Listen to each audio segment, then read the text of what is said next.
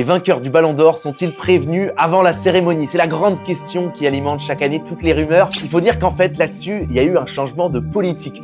Jusqu'en 2023, France Football, qui organise le Ballon d'Or, prévenait les vainqueurs, notamment par téléphone.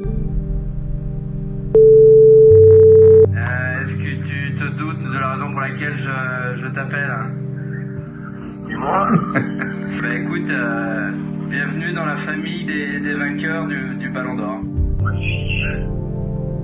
Toujours un peu pour m'en remettre là. Les prévenir en amont, ça permettait notamment d'organiser un shooting photo et une interview pour la sortie juste après du magazine France Football. Ça permettait aussi de faciliter un peu l'organisation de la cérémonie. Mais l'an dernier, gros changement, France Football a décidé de ne plus prévenir les vainqueurs pour garantir le suspense. El año pasado se sabía con antelación y este año no, era sorpresa, por lo que el día es un poco más de nerviosismo, ¿no? C'est un vrai secret. C'est-à-dire qu'avant, c'était un faux secret. Et on sentait l'année dernière qu'il y avait vraiment dans la salle une atmosphère un peu différente avec Rodri qui ignorait lui-même par exemple qu'il allait gagner le Ballon d'Or. Je vous garantis que Rodri n'était pas au courant avant. Il faut dire que quand les vainqueurs étaient prévenus en amont, même en prenant toutes les précautions du monde, ça multipliait beaucoup le risque de fuite. Il y avait beaucoup de gens qui étaient au courant, il y avait un photographe qui était parti avec un reporter dans la ville pour remettre le Ballon d'Or, l'entourage du joueur était au courant. Voyager comme des voyageurs lambda, plutôt séparément dans l'avion, pour pas nous faire repérer.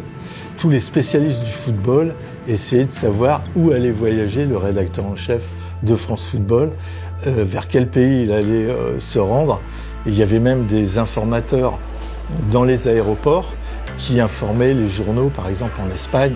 Teníamos en guardia 2 o 3 personas próximas a los jugadores más tal, para ver si se los sacaban y si vigilaban sus pasos y se enteraban de que se venía la entrega del Balón de Oro.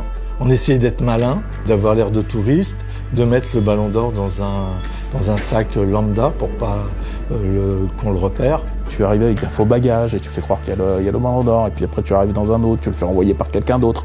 3 o 4 periodistas con un Balón de Oro, aunque vaya empaquetado, y un jugador súper célebre. Es imposible llegar a Barcelona o a Madrid y no ser detectado por alguien. Ces extraits ils sont issus d'un documentaire Ballon d'Or, les coulisses d'un secret. Vous pouvez le retrouver gratuitement sur la chaîne YouTube de l'équipe. Ça raconte toute l'organisation du Ballon d'Or, de la désignation des nommés à la cérémonie.